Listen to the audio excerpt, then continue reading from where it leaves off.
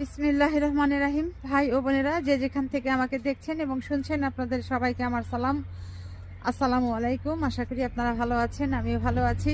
UK property gossip by Tasmina YouTube চ্যানেলের পক্ষ থেকে জানাই শুভেচ্ছা। আজ মার্চ মাসের ২৬ তারিখ বুধবার ২০২৫। এই মুহূর্তে লন্ডনের তাপমাত্রা আছে ১৬ ডিগ্রি সেলসিয়াস। অত্যন্ত চমৎকার আবহাওয়া। তো যা হোক, আজ যে ব্যক্তিকে নিয়ে কথা বলতে চাচ্ছি তার নাম হচ্ছে রওশন এরশাদ। তিনি বাংলাদেশের জাতীয় পার্টি জাপা মরহুম হুসাইন মোহাম্মদ এরশাদের স্ত্রী। এই রওশন এরশাদকে নিয়ে আজ কথা বলবো। তবে এই রওশন এরশাদের আরও পরিচয় আছে। তিনি শেখ হাসিনার বান্ধবী, তিনি শেখ হাসিনার শুভাকাঙ্ক্ষী, সেই সাথে শেখ হাসিনার দল অর্থাৎ আওয়ামী লীগের রাজনৈতিক জীবনের পথ চলার সাথী এবং পরম বন্ধু এই রওশন এরশাদ। এই রওশন এরশাদের বর্তমান বয়স প্রায় ৮৩ বছর হবে। তো গত ১৫-১৬ বছর ধরে বাংলাদেশের মানুষকে এই রওশন এরশাদ যে পীড়া দিয়েছে, যন্ত্রণা দিয়েছে, এটি আসলে বলে শেষ করা যাবে না। তিনি একেবারে ওই যে বলে না যে ম্যান্টা শয়তান মিসকা শয়তান, ওই রকম ম্যান্টা শয়তান কিংবা মিসকা শয়তান, যে যেটাই বলেন না কেন অ্যাপ্রোপ্রিয়েট হবে, তাতে কোনো ভুল হবে না। সেটা কিভাবে? সেটা হলো এই যে গত ১৫-১৬ বছরে আওয়ামী লীগ সরকার ভোটবিহীন নির্বাচন করেছে, কোনো ভোটার ভোট কেন্দ্রে ভোট দিতে যায়নি। তো সেই নির্বাচনের সময় এই জাপা এরশাদের স্ত্রী রওশন এরশাদ শেখ হাসিনার সাথে রাতের বেলায় ওই গণভবনে গিয়ে গোপনে বৈঠক করে, তারপর যমুনাতে গিয়ে গোপনে বৈঠক করে তার সাথে হাতে হাত মিলিয়ে আতাত করে এই নির্বাচনে যোগদান করেছে। নির্বাচিত ভোট ছাড়াই নির্বাচন করে তারপর এমপি হয়েছে, মন্ত্রী হয়েছে। হওয়ার পর কি করেছে?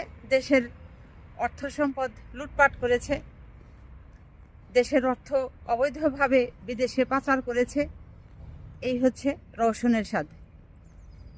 আপনারা জানেন যে এরশাদ সাহেব যখন জীবিত ছিলেন তখন তিনি একটি বই লিখে গেছেন এবং সেখানে কিন্তু তিনি উল্লেখ করেছেন যে তার ৪ জন সন্তান, এবং এটা নিয়ে অনেক তর্ক বিতর্ক আছে, সেটিতে আমি যাচ্ছি না। তবে যেটি পয়েন্ট সেটি হচ্ছে যে তার বড় মেয়ে হচ্ছে মেহজাবিন, এই ডাকনাম হচ্ছে জেবিন। এই জেবিন তিনি বর্তমানে যুক্তরাজ্যের ইংল্যান্ডের এই লন্ডন শহরে বসবাস করছেন। তার এক ছেলে এক মেয়ে নিয়ে, স্বামী নিয়ে তিনি এখানে সংসার করছেন। এবং এটিও জানা গেছে যে হুসাইন মোহাম্মদ এরশাদ যখন জীবিত ছিলেন তখন এবং তারপরে এই রওশন এরশাদ তার এই পালিত কন্যাকে জেবিনকে মিলিয়ন মিলিয়ন অর্থ দিয়ে গেছেন। তো রওশন এরশাদ কি করে এই মিলিয়ন মিলিয়ন অর্থ যুক্তরাজ্যের মাটিতে তার পালিত কন্যার কাছে পাচার করলেন? এটি অবশ্যই বাংলাদেশে বর্তমানে যে অন্তর্বর্তী সরকার আছে, এই সরকারে যারা আছেন আপনাদের প্রতি বিনীত অনুরোধ থাকবে, এটি অবশ্যই আপনারা তদন্ত করে প্লিজ বের করবেন। এবার আসা যাক, আপনাদেরকে এই রওশন এরশাদ সম্পর্কে আরও একটি তথ্য দিই। ১৯৯০ সালে যখন এরশাদ সরকারের পতন ঘটল, ছাত্র জনতার ধাওয়া খেয়ে সে যখন গদি ছেড়ে দিল, তখন তার বাড়িতে গিয়ে দেখা গেল যে ২৫০০ জুতা পাওয়া গেছে এই রওশন এরশাদের বাড়িতে। মানে ২৫০০ জোড়া জুতা রওশন এরশাদ ব্যবহার করেছেন। কিভাবে তিনি অর্থের অপচয় করেছেন, এইটি নিয়ে ওই সময়ে অনেক লেখালেখি হয়েছে পত্রপত্রিকাতে। এই হচ্ছে রওশন এরশাদ। তারপর এই রওশন এরশাদ সর্বশেষ যে কাহিনীটি করল, যে গত 27শে জুলাই 2024-এ তিনি ওই ঢাকাতে মেট্রো রেল দেখতে গিয়ে কান্না করেছেন। তারপর টিস্যু পেপার দিয়ে চোখ পরিষ্কার করেছেন, চোখের পানি তিনি মুছেছেন। কেন? ওই মেট্রো রেল যে ভাঙচুর হয়েছিল ওই আন্দোলনের সময়, তিনি এতে অনেক কষ্ট পেয়েছেন, ব্যথিত হয়েছেন। ওই মেট্রো রেলের ভাঙচুর দেখে তার হৃদয় নাকি ভেঙে চুরে গেছে, চুরমার হয়ে গেছে। আরে রওশন এরশাদ, হাজার হাজার ছেলে মেয়ে মারা গেছে আওয়ামী লীগের পুলিশের গুলিতে, আওয়ামী লীগের গুন্ডা পান্ডাদের গুলিতে। এই হাজার হাজার ছাত্রদের বুক পিঠ ঝাঁঝরা হয়ে গেছে, হাত পা উড়ে গেছে, চোখ উড়ে গেছে, গলে গেছে, মানে শরীর থেকে, দেহ থেকে মাথা বিচ্ছিন্ন হয়ে গেছে। সেটি আপনার চোখে পড়ে না, সেটি আপনার চোখে দেখে আপনার চোখে পানি আসে না, আপনার হৃদয়ে মানে হৃদয় ক্ষত বিক্ষত হয় না। ওই মেট্রো রেলের ভাঙ্গন দেখে আপনার চোখে পানি আসে না। এই ধরনের মানুষকে কি করা উচিত আপনারা ভাইয়েরা বোনেরা বলেন, আপনারা অবশ্যই কমেন্ট করে যাবেন।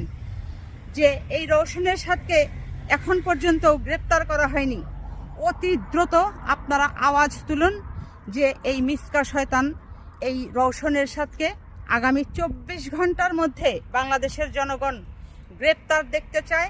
তাকে বিচারের আওতায় আনা হোক, এমন কঠিন শাস্তি তাকে দেওয়া হোক যেটি দেখে সারা বাংলাদেশের মানুষ যেন শিক্ষা নেয় যে এই ধরনের কালপিটদের, মুনাফেকদের শাস্তি কি হয় বাংলাদেশে। আগামীতে যেন কোনো মানুষ এই ধরনের অপরাধ করতে সাহস না পায়। এখানে ছোট করে আরও একটি গুরুত্বপূর্ণ কথা আমি যোগ করতে চাই। সেটা হচ্ছে যে এই গত 27শে জুলাই 2024-এ এই রওশন এরশাদ যখন ঢাকা শহরের বিভিন্ন হাসপাতালগুলোতে আহত হওয়া পুলিশদেরকে দেখতে গেল, তখন সাংবাদিকদের তিনি কি জানালেন? তিনি ছাত্রদেরকে উদ্দেশ্য করে বলেছিলেন যে সকল ছাত্ররা এই জুলাই বিপ্লবের সাথে, আন্দোলনের সাথে জড়িত, তাদেরকে ধরে ধরে এক এক করে ফাঁসিতে ঝোলানো হবে, তাদেরকে ফাঁসি দেওয়া হোক। তো রওশন এরশাদ, আপনি এখন ফাঁসি দেন ছাত্রদের, সেই যোগ্যতা আছে আপনার, সেই ক্ষমতা আছে, সেই সাহস আছে, সেই হিম্মত থাকলে এখন লুকিয়ে কেন, পালিয়ে কেন? আপনি এবং আপনারা সব যে যার মতো করে বিচ্ছিন্ন কেন? তো বলি রওশন এরশাদ, এখন আপনারা কোথায় পালিয়ে গেছেন, কোথায় লুকিয়ে আছেন? ঘর থেকে বের হন, সামনে আসেন। ছাত্ররা তো বিজয়ী, ছাত্রদের পক্ষে বাংলাদেশের জনগণ সমর্থন দিয়েছে। এখন কিন্তু বাংলাদেশের এই 17 কোটি বলেন কিংবা 18 কোটি বলেন জনগণ, সেই সাথে ছাত্র জনতা, এই রওশন এরশাদ আপনার এবং আপনাদের মতো যারা ছাত্রদেরকে অত্যাচার করেছে তাদের দৃষ্টান্তমূলক শাস্তি চায়। তো যা হোক, সবশেষে বলবো, এই জাতীয় পার্টির নেত্রী রওশন এরশাদের স্থাবর অস্থাবর যত সম্পত্তি আছে এগুলো বাংলাদেশের রাষ্ট্রীয় কোষাগারে জমা করা হোক, এবং তিনি যে পরিমাণ অর্থ বাংলাদেশের বাহিরে পাচার করে দিয়েছেন সেই পাচারকৃত অর্থও আনার উদ্যোগ নেওয়া হোক। তো আজ এখানেই শেষ করব। সবাই ভালো থাকবেন, সুস্থ থাকবেন এবং আমার জন্য দোয়া করবেন। আমার এই চ্যানেলটিতে লাইক, কমেন্ট, শেয়ার এবং সাবস্ক্রাইব করবেন। আসসালামু আলাইকুম, আল্লাহ হাফেজ।